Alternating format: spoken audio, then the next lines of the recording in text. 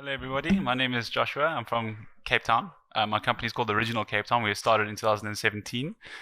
We essentially sort of started with the focus of destigmatizing cannabis in South Africa, which is quite a conservative nation with, over 75% of our country being sort of aligned with being the Christian faith. It's sometimes difficult to engage with people that are, calling cannabis the devil's lettuce, and now we need to engage in million rands of contracts. But we eventually have gotten to a space where, unlike we saw in Canada, when the laws change, the stigma dissipates quite quickly. So we are on a level now where the trade is sort of growing at a robust rate, and a lot of our cannabis is actually making its way here to Germany. But I'm going to be chatting about the existing and projected trade of cannabis between South Africa, particularly South Africa and Europe. So my name is Josh. My background, I'm a cannabis entrepreneur, as I said, since 2017. We started Original Cape Town. I'm a lobbyist at National Parliament, so there I'm sort of engaging with the legislatures. We're at a position now where the Cannabis for Private Purposes bill has been drafted and then redrafted and redrafted. But we're at a very progressed position now, where we have got access to cannabis from a personal perspective, from a court judgment, which I'm going to be mentioning a little bit later. But the Cannabis for Private Purposes bill is codifying both recreational commercial cannabis and then industrial cannabis from a trade perspective, and we also have interesting religious access and medical access, of course.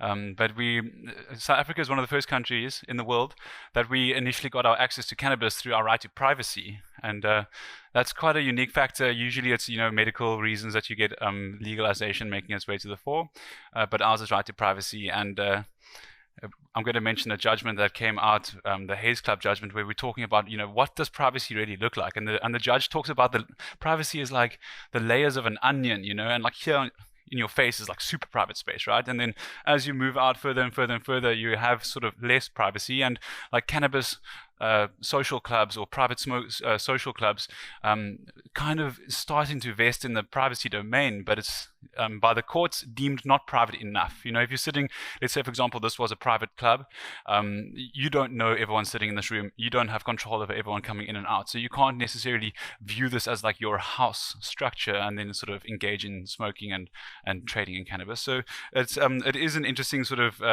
approach, zooming in on the privacy, but it's resulted in some really cool spaces for us to operate in. I've got a law degree and a commerce degree from Stellenbosch University. I don't know if anyone has been to Stellenbosch, but there's a lot of wine there. I'm excited to see how cannabis sort of makes its way into the fields as well. I did changing legal status of cannabis in South Africa certificate, and then just supply chain management certificates. Okay, so legal updates. As I mentioned, we had our privacy judgment, which was, it started on religion actually. The Rastafari went to courts basically saying that they want to have access to the plant for their religious purposes, and then eventually it developed into privacy. In 2019, we saw the rescheduling of CBD and THC. So CBD, so we've got 7 being the highest schedule for like heroin and cocaine. CBD and THC were included on Schedule 7. And then we saw the rescheduling, and CBD made a massive jump down to Schedule 4 if you are prescribing anything below 20 milligrams per person per day, or 600 milligrams per month, because you can sell per month in a tincture.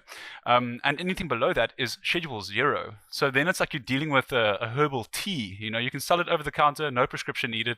And we actually saw like CBD isolate powder being imported from America, and then put into drinks, and even oils thrown over pizzas, and CBD was just making its way absolutely everywhere. Massive rush. And then THC, the schedule changed from Schedule 7 to Schedule 6. So that's basically saying that it's got medical application, and doctors could then prescribe it. So this, you would use the Medicines Act, Section 21 application. Your doctor would make an application for a specific patient, and then you'd be able to prescribe the cannabis, and then the doctor can also help supply that cannabis through some sort of pharmacy. SAPRA is our health regulators, the South African Health Product Regulation Authority. They made it possible for you to apply for a medical license. It was a little bit caught before the horse, where essentially you needed to have your laboratory already established and erected before you can be eligible for your license. So you're looking at around, let's call it like 600,000 euro input costs, and then your license fee was only probably around, sorry, I'm just doing the conversion now, maybe like around, let's call it 1,000 euro for your license. But to have that facility set up was quite a sort of high input cost. We've seen around 90 medical licenses issued, and yeah, it's great to see both now the supply chain has been properly established in terms of the growing of medicinal cannabis in lab situations, and then the prescription of medication for users. We have around 7,000 registered cannabis patients. So that's a very, very small amount, and we're hoping for that to grow robustly over the next couple of years. The Department of Agriculture came out in October 2021 with the ability for you to apply for a hemp permit. And this for me was incredible. I've got a very strong sort of social way of approaching cannabis, and I can see industrial hemp being used as a socio-economic emancipator. Anyone who knows South Africa knows that our demographics are wild when it comes to poverty levels. We have more than 50% of our country living below the breadline. So getting access to growing industrial hemp for me was important to make sure that the barriers for entry were kept incredibly low. So things like how much does it cost, to get an industrial hemp permit? It's only 650 Rand. So that's like 30 euro to get your license, and that's incredible. But it's also, one must bear in mind that even that low amount is still out of reach for many of the farmers that need to be able to rely on this as a source of income. So the levels of poverty in South Africa are so bad that even as a 30 euro license application is out of reach for some. Okay, existing cannabis trade. So South Africa is home to Africa's largest cannabis economy. CBD and medical cannabis industry opened up in 2019, as we mentioned, industrial hemp in 2021, and Africa has 11 countries with legal cannabis trade. So 17 countries have been exporting cannabis into Germany, South Africa being one of them. We hold, in terms of what we're importing into South Africa, seed supply is quite an interesting topic. We have no listed cannabis or hemp varieties with our Agriculture Research Council or any of our seed banks. So what this means is we cannot sell seeds in South Africa, but we are allowed to import seeds. You have to have either a medical cannabis license or an industrial hemp license, and that allows you to import your seeds, but you may not resell them. So when it comes down to a distribution element, a large segment of our farmers, they don't have the business acumen or know-how and also, I guess, finances to import these seeds. But essentially, if you want to be looking at importing and then sort of redistributing, you would have to do it under some sort of blanket of a research project. And then you're sort of paying for the research, and you just happen to get the seeds along with it, because it is, at this point, illegal to sell seeds in South Africa. Or over 4 tons of flour was exported from South Africa into Europe. And the estimated market value is $41 million in 2021, and we've seen that rapidly grow by at least 50 to 60% per year. So while we are the most progressed in Africa, hemp remains largely underdeveloped. We need a lot of support in agri-processing and machinery. It's estimated that over $100 million was, sorry, this was a million, not 100, but $100 million invested into cannabis in Africa in 2020. So when I'm coming to this conference and I'm speaking to knowledged and existing markets, we're looking for support. We're looking for support from an intellectual property basis, and we're looking for support from a machinery and processing basis. We've got an immense bottleneck when it comes to the farmers that have the ability to farm. Our agricultural sector is incredibly strong, but no one has the sort of existing machinery and know-how to process the industrial hemp. So we need some support with regards to decorticators, dehullers. If you're looking at even just in general, just getting your raw material into a processed good, we're facing a massive bottleneck, and this results in farmers being reluctant to engage with any of the crops because they're very sort of lateral. We say in Afrikaans, plat op die aarde, they're like flat on the ground sort of guys, and they're not going to grow a crop that doesn't have a buyer and doesn't have processors. So we're looking to find. Well, I'm going to get to it in a little bit, but essentially the support that we're looking for from the European nations is not just offtake agreements, it's more like a two-way street. So we're looking for machinery and intellectual property too. As I mentioned, we have over 80 medical cannabis licenses have been granted to South Africa. We have over 85 cannabis, it was CBD brands. So the moment we had that rescheduling, we just saw like companies popping up left, right, and center with CBD distribution, and a lot of them actually taking place on the online sales market. So it's great to see the sort of uptake of CBD sales in South Africa, and yeah, we're still waiting to see the effect on the people. From a sociological perspective, we're still pretty like highly strung, but that's because we're dealing with a lot of corruption, and I don't know if you guys know, but we're dealing with what is called load shedding in South Africa, and that's not like a fun diet plan where you're losing weight. It's like no power for 12 hours in the day. So our focuses at the moment are not necessarily on the luxury side of things. It's more like on a survival basis, but we still you buy generators and you continue your business. So, my bad. I said 7,000, but we're actually only 1,000 registered medical cannabis users versus, I know this is a speculative number, but around 75,000 here in Germany. So we've got a lot of catch up to do. But the medical avenue for access to cannabis, for me, is far more therapeutical and sort of, it's not abused. I really like to make sure that when we're considering introducing cannabis to South Africa, from a social perspective, that we make sure we mitigate our harms from a social impact perspective. And cannabis abuse is something that people kind of don't really chat about. Unfortunately, we do see negative social impacts of cannabis abuse in South Africa, and particularly in our youth. And this is strongly linked to a lack of education. So, we don't share this sort of sentiment that exposing a developing brain, which can be up to the age of 25, to high THC cannabis prematurely can result in permanent stunting of the growth of the frontal cortex, or the CB1 and CB2, which is basically your ultimate decision making, and this can be permanent harm done to premature cannabis users. So this nature of education needs to make its way to the ground. Last little figure there we have is 300 hemp permits. Not even 10% of the hemp permits that have been granted are actually, the farmers are actually growing. Again, it's a supply chain management issue. They don't want to grow crops if they don't have buyers. So they get all their paperwork in order, but they don't actually go to put the seed in the ground. And that's also linked to just having a lack of seed supply. Again, the farmers need to result in importing seeds. So we do import from Germany as well, but our largest sort of market that we're importing from is France and Czech Republic.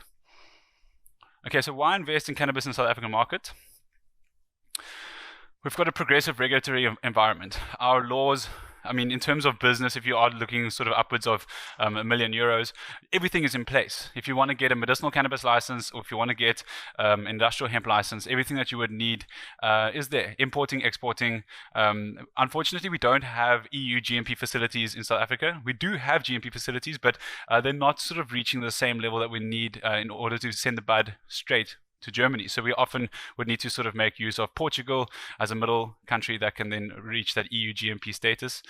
We are almost finished with the Cannabis for Private Purposes bill, which will further open up the recreational market as well as the industrial hemp market. But that bill, so in 2017, when we had the privacy judgment, the courts told Parliament you've got 24 months to legislate cannabis into our laws. Yesterday it was mentioned that there was a similar sort of referendum issued here in Germany where they were given, I think it was 6 months to change the laws, and then 6 weeks ago they sort of missed that deadline. Well, we missed that deadline 3 years ago and we're still waiting, but hopefully we'll see by the end of this year the Cannabis for Private Purposes bill will have been passed.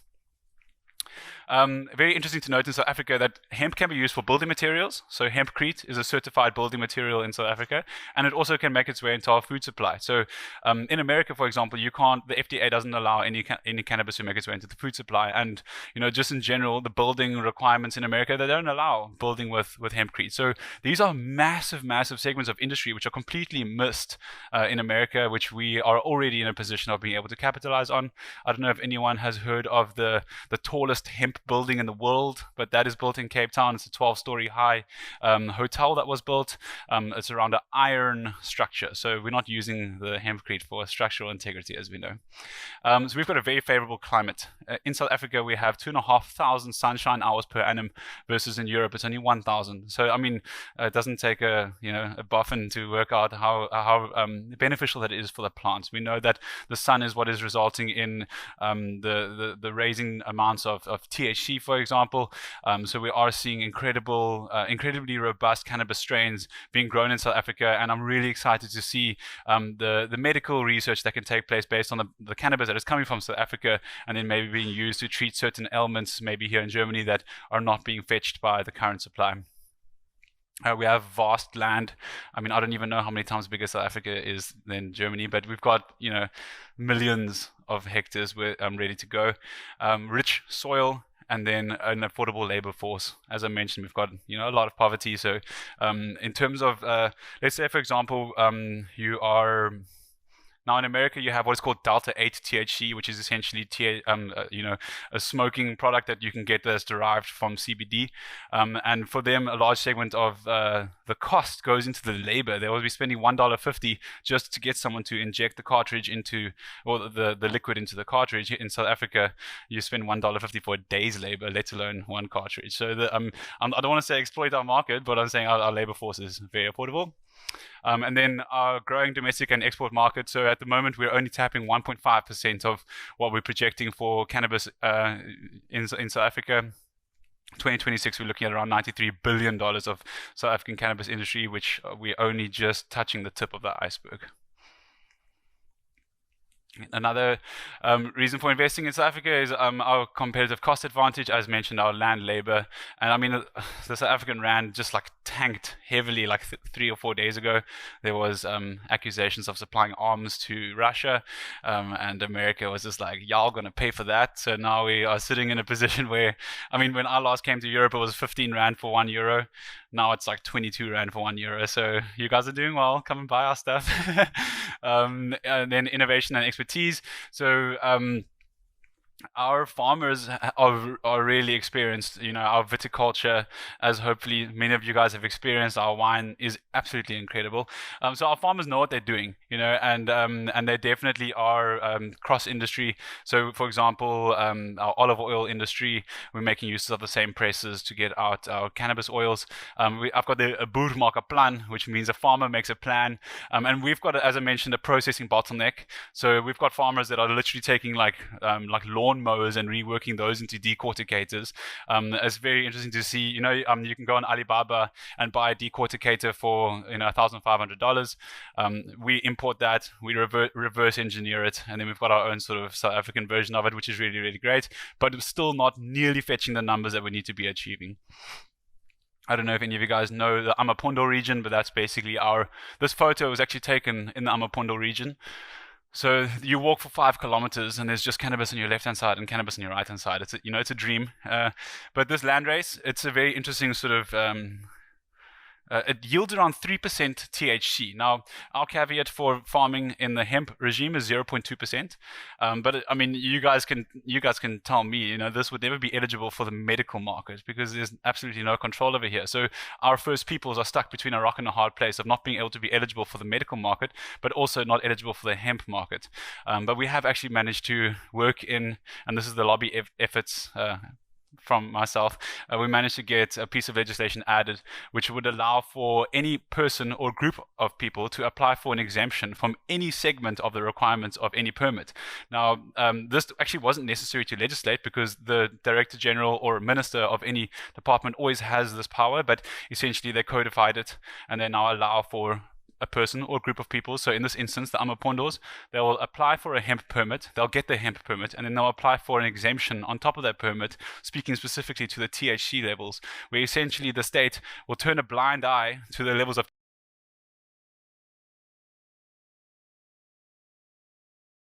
concrete and the fibers, where essentially, I mean, I don't know if you can see clearly, but these flowers, they're not really big. So this is the landrace that has been grown out in the Amapondo region.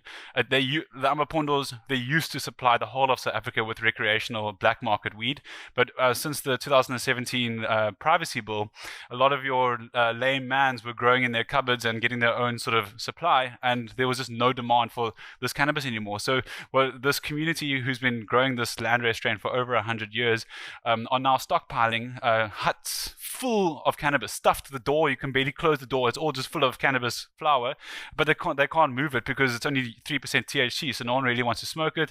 And now they essentially are going hungry. They can't even buy food anymore. And this is really interesting, where you have like the ANC, our leading government party, making massive claims. Yes, cannabis for the people. We're going to empower our First Peoples. They open up the realm for private use.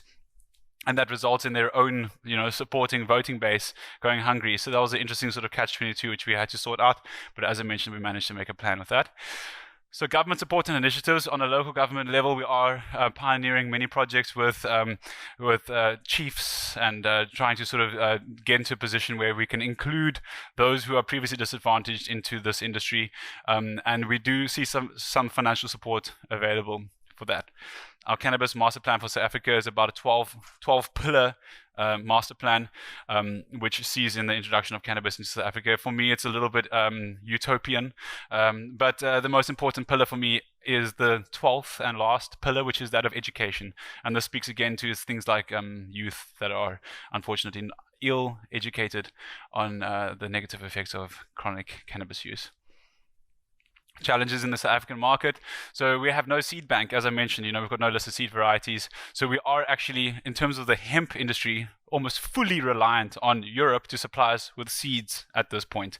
I hope that our Agriculture Research Council will get to a point of listing our own varieties within the next year, but I don't see that happening because we've been sitting on SA Hemp 1 and SA Hemp 2 for the last 8 years. But these, which are sort of government supply seeds in terms of research projects, they're still not listed. So we have absolutely no listed seeds in South Africa. Finance options are limited. The banks and agricultural loans do not include cannabis until the RDS cannabis bill is passed. So until in the definitions, basically, they're taking out cannabis from the Drugs Trafficking Act, which will then, it's no longer then an illicit substance. So then you can see banks getting involved in housing development projects or any sort of cannabis projects to that nature, but until then it's not going to happen. But again, hopefully before the end of this year that will be taking place. Processing bottleneck I've already mentioned, and then our EU GMP extraction. So we've got what is deemed the EU GMP extraction facilities, but we have what is called the HVAC value. Does anyone know what the HVAC value is? Tom, I told you yesterday what it is, so you can't answer.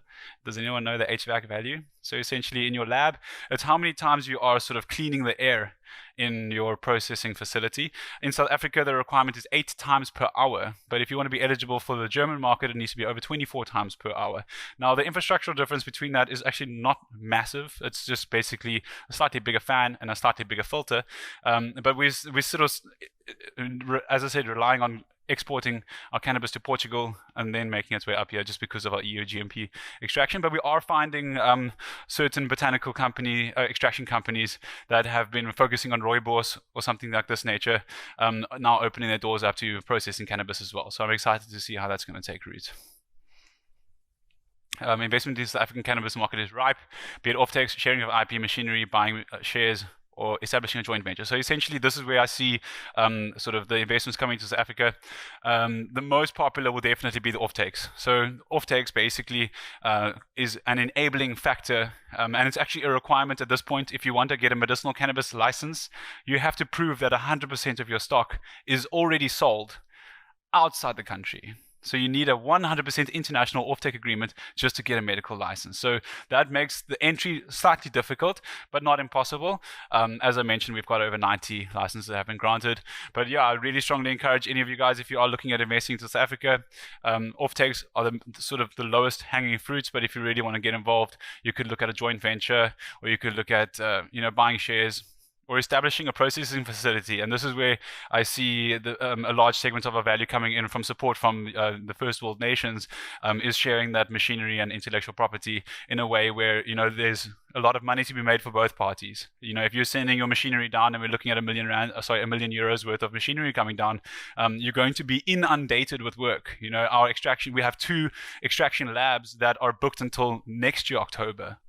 They've got too much work ahead of them. So that bottleneck is definitely an opportunity for investors. Okay, so cannabis social clubs, this is my pre-final slide. This is something that is slightly more sort of socially geared, but essentially, as mentioned, I find a large importance in a harm mitigation from a social element when introducing cannabis to the streets. And if we are looking at the existing black market versus a regulated market, we can find a lot of harm reduction, whether that is just sort of certainty of product that you're buying, regulation of point of sale. But essentially, you have these cannabis communities that are being formed, and they are generally like-minded people that share the same sentiments in terms of access and use of cannabis. And this is happening sort of under this right to privacy. So I work as a compliance officer for a company called EuroAfrica, where essentially we've developed the protocol that would manage these private clubs. We've got 22 clubs that are operating in South Africa at the moment, with around, I think, 20,000 members. And what that looks like is essentially, you're forming this club, you're pooling your resources together from a growing medium perspective, seed supply perspective, and then, it's kind of like, legal loopholes, which I don't really enjoy, but at this point it's working in the gray area limbo phase that we're in, but we're working on deeds of donation, sales, and reimbursement contracts. It's another way of saying buying and selling, but not actually buying and selling, because then you're by definition dealing in cannabis. Actually, in my opinion, the model is still a bit iffy, but it's a bit of an interim measure until we can get to the Cannabis for Private Purposes bill being passed as an act. But last year we went through over 200,000 euros of revenue.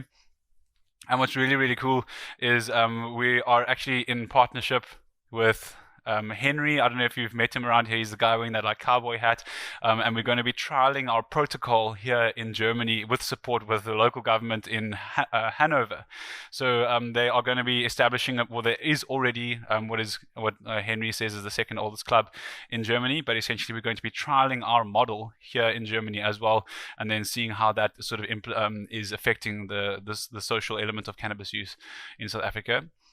In Germany.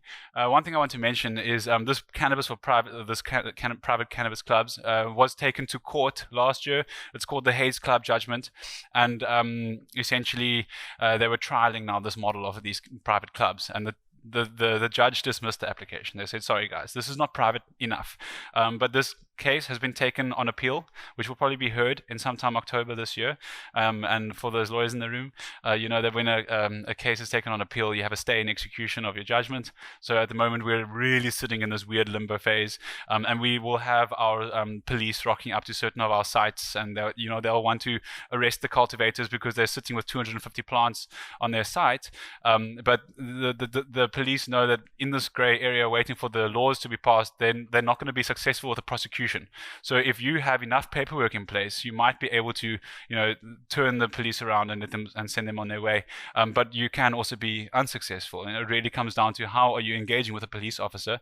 But when I was in law school in contract law, we were taught, if it looks like a duck and it quacks like a duck, it's probably a duck. So if you get to a site and there's 250 plants and a point of sale, you're buying and selling in cannabis. So it is a bit of a difficult area, but again, we need to be somewhat pioneers in the industry and push the barrier where we can, but obviously not at risk of going to jail. So we await for the outcome of the appeal judgment. Yeah. But yeah, guys, that's essentially all I wanted to share from my side. We are really excited to see increased trade between Germany and South Africa. As I mentioned, at the moment, we have got a lot of our flower making its way up here, but I think the support can be a bit of a two-way street. Again, we're looking for support in the scope of processing, so agri-processing on an industrial hemp scale, extractions, EU GMP facilities. If you guys have any dream of expanding your offerings to the South African market, as I mentioned, the legal climate is definitely supportive enough of upwards of even €1 million, 10 million euros worth of transactions. Everything is in place from a legality perspective, and we are already seeing successful shipments making its way up here and seeds coming down to us. So thank you very much for your time. It was great to share South Africa with you guys.